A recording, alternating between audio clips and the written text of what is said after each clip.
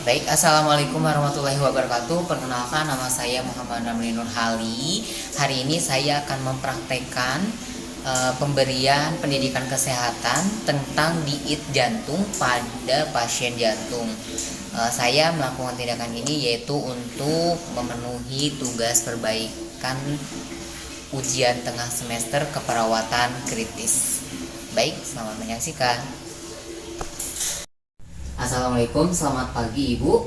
Waalaikumsalam, pagi Pak. Ibu masih ingat dengan saya? Iya masih. Siapa Ibu?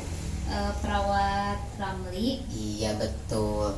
Ibu, saya perkenalkan diri kembali ya, agar Ibu bisa mengingat saya. Ibu, perkenalkan, nama saya Perawat Ramli. Saya adalah perawat dari Stikesmi yang bertugas untuk mengecek kembali kondisi Ibu hari ini. Ibu, bagaimana kabarnya sekarang? Alhamdulillah, mulai membaik. Mulai membaik. Makannya sudah bisa makan? Nggak habis sih kalau satu porsi. Makannya makan apa aja Ibu di sini? Paling nasi tim. Nasi tim, oke baik. Ibu, hari ini tujuan saya datang ke sini, saya akan menyampaikan informasi terkait dengan diet khususnya pada pasien jantung atau pada ibu. Nanti ada beberapa informasi yang akan saya sampaikan kepada ibu agar nanti kalau ibu mau makan, ibu tidak bingung lagi mau makan apa, ya Bu ya? Iya. Untuk waktunya kurang lebih 15 menit, tempatnya di sini. Untuk topiknya yaitu diet pada pasien jantung. Apakah Ibu bersedia? Bersedia. Baik, kalau Ibu bersedia, saya di sini menggunakan media lembar balik, ada 3 lembar. Nanti saya akan menjelaskan dari tiap-tiap poin yang akan di sini. Lalu di sini juga ada leaflet yang akan saya serahkan kepada Ibu setelah saya penyampaian informasi. Ya. Jelas Ibu? Jelas. Ada yang ingin ditanyakan dulu? Tidak. Tidak. Baik, kalau begitu kita mulai ya Bu ya. Sebenarnya Ibu udah makan? Belum hari ini. Belum. Nanti jam makan siangnya jam berapa? Jam 11. Jam 11, sebentar lagi berarti ya. Iya. 15 menit cukup ya Bu ya. Oke, baik.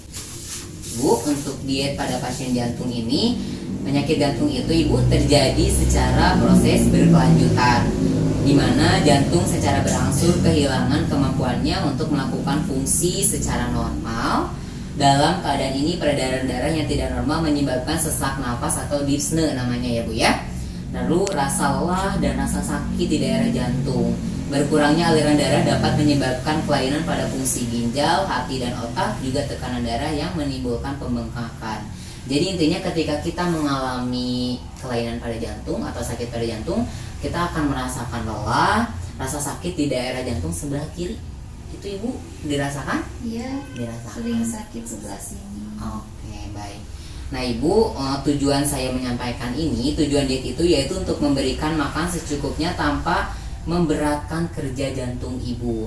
Yang kedua yaitu untuk menurunkan berat badan bila terlalu gemuk. Ibu berat badannya sekarang berapa Ibu? 57. 50, masih normal ya Bu ya. Lalu yang ketiga mencegah atau menghilangkan penimbunan garam atau air. Nah Ibu, di sini ada syarat melakukan diet jantung. Yang pertama yaitu energi, protein, dan lemak yang cukup.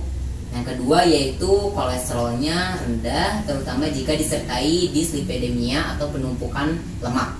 Yang ketiga yaitu vitamin dan mineralnya harus cukup.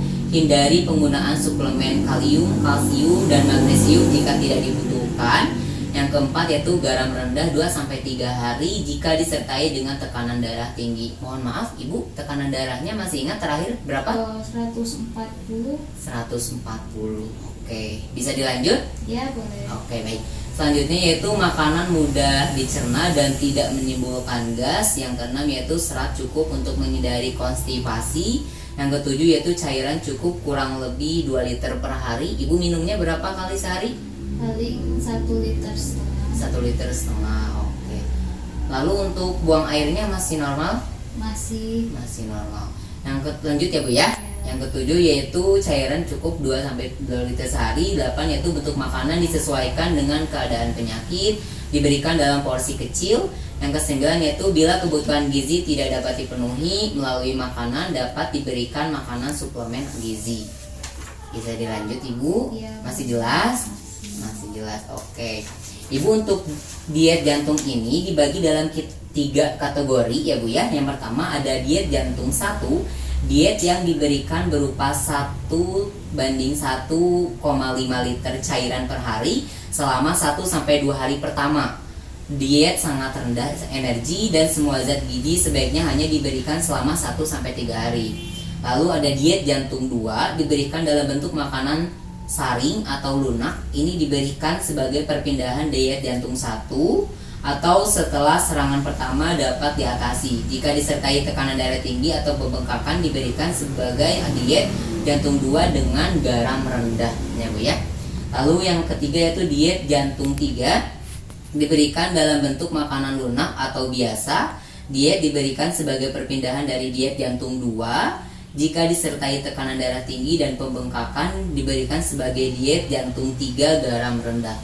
Yang terakhir ada diet jantung 4, diberikan dalam bentuk makanan biasa, diberikan setelah diet jantung 3. Nah, di sini saya akan menyampaikan informasi makanan apa saja yang boleh Ibu konsumsi. Ya Bu ya. Yang pertama, Ibu harus membatasi penggunaan garam bila ada tekanan darah tinggi. Ibu kan tadi tekanan darahnya masih normal ya Bu ya. Tetap Ibu harus mengurangi batasi penggunaan garam. Ibu suka ikan asin? Suka. Jangan terlalu sering ya Bu ya. Yang kedua, hindari sayuran yang mengandung gas, kol, lobak, nangka muda. Ibu suka konsumsi? Enggak. Alhamdulillah. Yang ketiga, Ibu ngopi tidak? Ngopi. Ngopi kemasan yang krim atau full kopi? Krim. Jangan terlalu sering ya Bu ya, karena di sini dianjurkan tidak minum kopi dan alkohol. Lalu yang ketiga yaitu bahan makanan yang berlemak sebaiknya dibatasi. Pilihlah daging tanpa lemak atau ikan segar, ayam dan lain-lain, itu boleh Ibu konsumsi. Selanjutnya yaitu semua buah boleh dimakan kecuali nangka masak, nangka yang udah mateng, durian, alpukat diberikan dalam jumlah terbatas. Jadi kalau Ibu senang alpukat, Ibu senang durian, Ibu senang nangka yang matang, Ibu boleh mengkonsumsi tapi jangan terlalu berlebihan. Lalu yang ketiga yaitu dalam memasak sebaiknya tidak menggunakan cabai dan bumbu yang merangsang atau pedas. Ibu suka pedas? Suka makan pedas. Berarti tiap masak suka Ibu pedas? Enggak terlalu juga. Enggak terlalu. Enggak sering-sering. Ya, jangan terlalu sering ya Bu ya. Selanjutnya bagi yang terlalu gemuk, jumlah makanan pokok sebagai sumber hidrat harus dikurangi ya Bu ya. Contoh misalkan sumber hidrat beras, roti, mie, kentang, bihun, biskuit, tepung-tepungan, gula dan sebagainya itu boleh Ibu konsumsi. Nah, selanjutnya makanan sebaiknya dipilih yang mudah dicerna dan tidak merangsang seperti misalkan pepaya, semangka, itu boleh Ibu konsumsi. Nah, selanjutnya yaitu usahakan untuk mengurangi makanan gorengan dan yang dimasak dengan santan kental.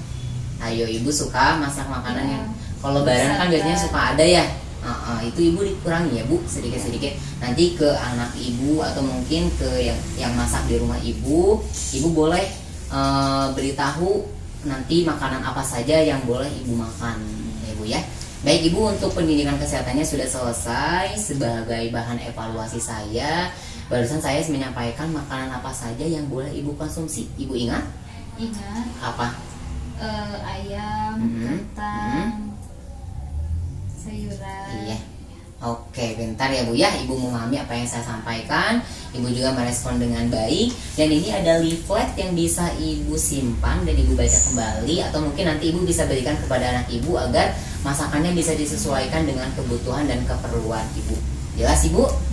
Baik, kalau begitu untuk pendidikan kesehatannya sudah selesai. Saya titip pesan, jaga pola makannya, tetap makan tetapi jangan terlalu berlebihan dan sesuai dengan anjuran yang sudah ditentukan ya Bu ya. Baik, terima kasih Ibu atas waktunya. Nanti besok saya mau kesini lagi boleh? Saya mau mengecek kembali kondisi Ibu. Saya akan periksa kembali jantung Ibu dengan melakukan pemeriksaan fisik jantung. Untuk waktunya nanti kurang lebih 15 menit, tempatnya di sini lagi. Ibu bersedia? Baik, kalau begitu saya pamit pulang dulu. Nanti kalau ada apa-apa Ibu boleh telepon saya ya Bu ya. Jelas Ibu? Jelas. Ya, kalau begitu saya pamit. Terima kasih atas waktunya. Assalamualaikum. Waalaikumsalam.